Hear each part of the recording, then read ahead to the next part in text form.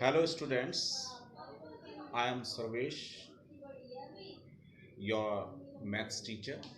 So students, now I will take class 10th mathematics. So students, now today we will start the first chapter according to your NCERT syllabus, that is real numbers. Students, in class 9th you already studied about real numbers. You know real numbers are those numbers which are combined in the form of rational and irrational numbers.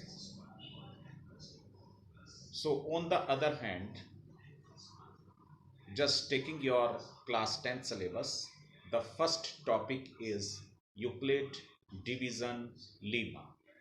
So just coming on this, so it is Euclid division lemma. What it says, if A and B, what are A and B? A and B are positive integers. So if A and B are positive integers, then there exists unique integer Q. Here Q is the quotient and R is the remainder, satisfying A is equal to BQ plus R. It is an equation where A is the dividend. यहाँ पे A को बेटा dividend बोलते हैं. B is known as divisor, Q is known as quotient, and R is called remainder. So here students, suppose आप 5 को divide कर रहे हैं 2 से, so you may write 2 2s are 4, just remainder is 1. So here 5 is the dividend, that is A. B is 2, that is the divisor. And what is this 2? This 2 will be the quotient. And what is this one? This one will be the remainder. So it is A is equal to BQ plus R. So you very well know A and B are positive integers, where A is the dividend, B is the divisor, Q is the quotient, and R is the remainder, students. So it is called Euclid division lemma. So what do you understand by lemma? So one question arises here. एक question होता है कि Euclid division lemma है क्या? So it is written here. We can say, हम कह सकते हैं, Lima is a proven statement, कि लीमा जो है एक प्रूवन सिद्ध किया हुआ स्टेटमेंट है, used for proving another statement, जो किसी दूसरे स्टेटमेंट को प्रूव करने के लिए यूज में किया जाता है. जैसे आप किसी थ्योरम का यूज कर सकते हैं किसी भी क्वेश्चन को सॉल्व करने के लिए, उसी तरह यूक्लिड डिवीजन लीमा एक स्टेटमेंट है जो किसी दूसरे स्टेटमेंट को प्रूव करने के लिए यूज किया जाता है. The second article is Euclid division algorithm. So here lemma is used, here algorithm is used. So what is Euclid division algorithm? So it is a technique. तो algorithm आपके पास एक टेक्निक है to compute the highest common factor. किसी भी दो numbers का highest common factor को determine करने के लिए जो आपके पास है वो यूक्लिड डिवीजन एल्गोरिथम को आप यूज करते हैं. सो it is the difference between Lima and Euclid. So Lima and algorithm. So we will start exercise 1.1 because exercise 1.1 is based on this lemma or algorithm. So now students, we will start exercise 1.1. The first question is find the HCF of 135 and 225. It is the first part. Second part, 196 and 38,220 using Euclid division algorithm. तो इसमें algorithm use करके आपको इनका HCF निकालना है. एक third part और है, वो आपको खुद करना है. This two parts I will solve now, first and second. Now see the solution of first part. So just we are taking 135 and 225. So first we will observe which is the greater number in between this two number. इन दोनों में से बड़ा कौन है? So just you may see 225 is more than 135. So you will just divide this 2 to 5 by 135 in this manner. Okay students, so 1 times it will be solved. So 135, what is remaining, just you will write 90. 90 से आप 135 को जो आपके पास यहाँ divisor है उसको फिर divide करेंगे. So 91 जा 90, so that is you will get 45. अब आप इस 45 से इस 90 को डिवाइड करेंगे. So 92 जा 45 2 जा that is 90. So it is 0 now you will get 90 minus 90 0. इसको आपको इस तरह से लिखना है. You will write 225 that is the dividend is equal to divisor. Divisor is 135 into 1. 1 is the quotient plus remainder. Remainder is 90. In the similar manner, just you will write the next line 135 that is the dividend is equal to 90 is the divisor into 1. 1 is the quotient plus 45. 45 will be the remainder. In the similar way, just you will come here and 90 is equal to 2 into 45. 90 is the dividend, 45 is the divisor, and 2 is the quotient. So 45 2 is 90, remainder is 0. Just you will write here. So what is the HCF here? तो यहाँ पे आपके पास जो divisor बचता है that is 45. ये आपके पास इसका हाईएस्ट कॉमन फैक्टर होगा. So 45 is the highest common factor in between 135 and 225 by using the Euclid division algorithm. In the same manner, students, now come to the second part. It is 196 and 38,220. So you very well know 38,220 is more than 196. तो आप 196 से इसको divide करेंगे, ये पूरा cut जाता है. You will write dividend is equal to that is divisor into quotient plus remainder. So what is divisor? Divisor here 196. जैसे यहाँ पे divisor आपके पास 45 हुआ था, उसी तरह से यहाँ पे divisor 196 है. So what is the HCF? HCF you will write that is 196. So 196 will be the HCF. In the similar manner, students, you may solve the third part. So now we will take the second question of your NCERT maths. So now students, we will take next question, that is question number 2. Show that any positive odd integers is of the form 6q plus 1, 6q plus 3 as well as 6q plus 5 where q is some integer. So this question we have to show. So let a be any positive integer where b is equal to 6. Why we are taking b is equal to 6? As we have taken by this Euclid algorithm, a is equal to bq plus r. Okay students. So what is b here? b is 6.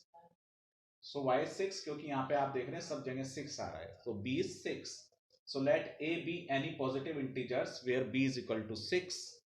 Then by Euclid algorithm a is equal to 6q plus r.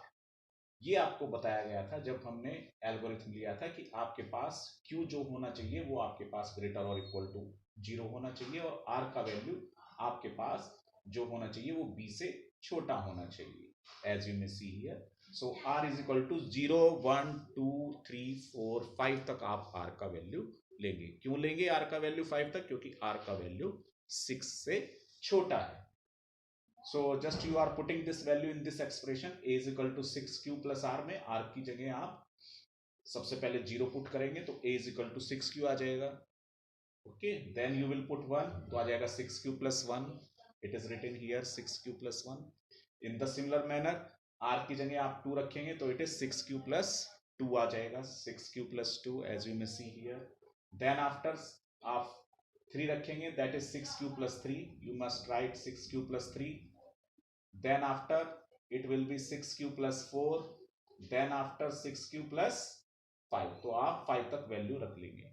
So after seeing this values, these are the values for a. तो ये आप a की value देख रहे हैं. तो इसमें जो आपके पास a की वैल्यू है 6q, 6q plus 2 और 6q plus 4, इस सब में 2 कॉमन है. और जिसमें आपके पास 2 कॉमन होता है वो इवन इंटीजर जो कहलाया जाता है. बिकॉज इवन इंटीजर्स वो होते हैं जो 2 से डिविजिबल हो और ऑड इंटीजर्स वो होते हैं जो 2 से डिविजिबल ना हो. So that's why 6q, 6q plus 2 and 6q plus 4 are even integers. On the other hand the other integer, that is 6q plus 1, 6q plus 3 and 6q plus 5 are the odd integers. Okay students, now we will see the next question. Now students, come to question number 3. Question number 3. So a word problem is given here. In army contingent of 616 members is to march behind an army band of 32 members in a parade. The two groups are to march in the same number of columns. What is the maximum number of columns in which they can march? तो यहाँ पे total जो आपके पास army में members दिए गए हैं, those are 616 और 32 मेंबर्स का आपको जो है एक आर्मी बैंड बनाना है. तो वो कह रहे हैं उसका कितना कॉलम्स होगा. It means you have to determine highest common factor. Why highest common factor? क्योंकि यहाँ पे आपके पास मैक्सिमम नंबर ऑफ कॉलम्स बनाने के लिए कहा है. Maximum means highest. So I think using Euclid division algorithm you may determine the HCF of 616 and 32 जैसा आपने क्वेश्चन नंबर 1 और 2 में किया है. Now come to the question number 4. It is very good question. जो क्वेश्चन नंबर 4 है उसको आप अपनी NCERT बुक में देख सकते हैं. जो लिखा गया है वो मैं आपको पढ़ के सुना देता हूं. क्वेश्चन नंबर 4 में आपसे कहा गया है using Euclid division lemma to show that the square of any positive integer is either of 3m और 3m plus 1. जो स्क्वायर है आपके पास किसी भी पॉजिटिव इंटीजर का वो 3m और 3m plus 1 की फॉर्म में होगा फॉर सम इंटीजर m. तो इसका सॉल्यूशन आप देखते हैं. Now see here on the board. So just in the solution I right let a be any positive integer and b is equal to 3. b is equal to 3 हमने जानबूझ के लिया है क्योंकि क्वेश्चन में 3 की फॉर्म में 3m और 3m plus 1 आपको प्रूव करना है. So just taking a is equal to bq plus r. ये आपके पास यूक्लिड डिवीजन लीमा के अकॉर्डिंग हमने लिया है. तो यहाँ पे b का वैल्यू आपने 3 को पुट किया है. b अगर आप 3 पुट कर रहे हैं तो r का वैल्यू आपके पास 3 से छोटा होगा. As you may see here r is less than 3 and greater और इक्वल टू 0. तो यहाँ पे r की जगह आप 0 1 2 को पुट करेंगे. तो यहाँ पे r की जगह हमने 0 1 2 पुट किया. तो जब 0 पुट करेंगे तो a is equal to 3q आएगा. That is written here. 1 put किया है तो a is equal to 3q plus 1 आएगा. As you may see here. और आप 2 पुट करते हैं तो a is equal to 3q plus 2 आएगा. उसके बाद स्टूडेंट्स हम क्या करेंगे. As you may see here आप यहाँ पे a is equal to 3q का भी स्क्वायर कर देंगे, 3q plus 1 का भी स्क्वायर कर देंगे. इट इज 3q plus 2 का भी आप स्क्वायर कर देंगे. As you may see here it is a square that is equal to 3q plus 1 3q whole square as you may see here. Then after or 3q plus 1 whole square or you may write 3q plus 2 whole square. अब इनके squares को आपने खोल लिया है, expand कर लिया है. That is 9q square. इसको आप 3q plus 1 whole square को लिख सकते हैं. 9q square plus 6q plus 1 as well as 3q plus 2 के होल स्क्वायर को आप लिख सकते हैं. 9q square plus 12q plus 4. Now you may write 9q square as 3 into 3q square. 3 की फॉर्म में आपने इसको चेंज कर लिया. 3 as a coefficient of this function.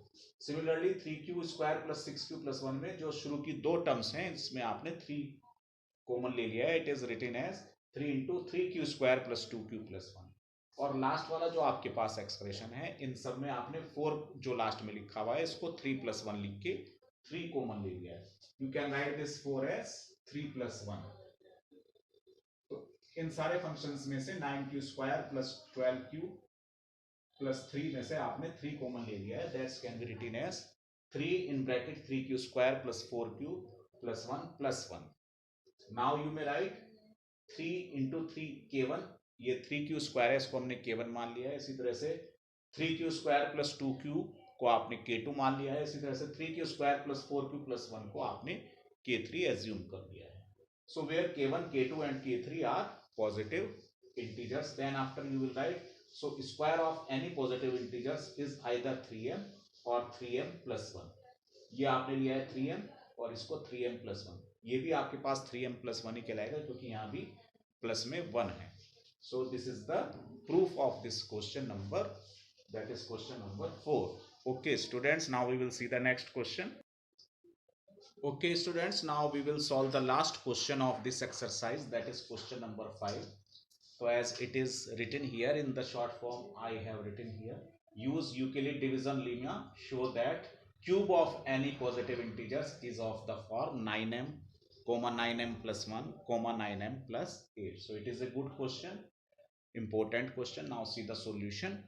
Let a be any positive integer and b is equal to 3.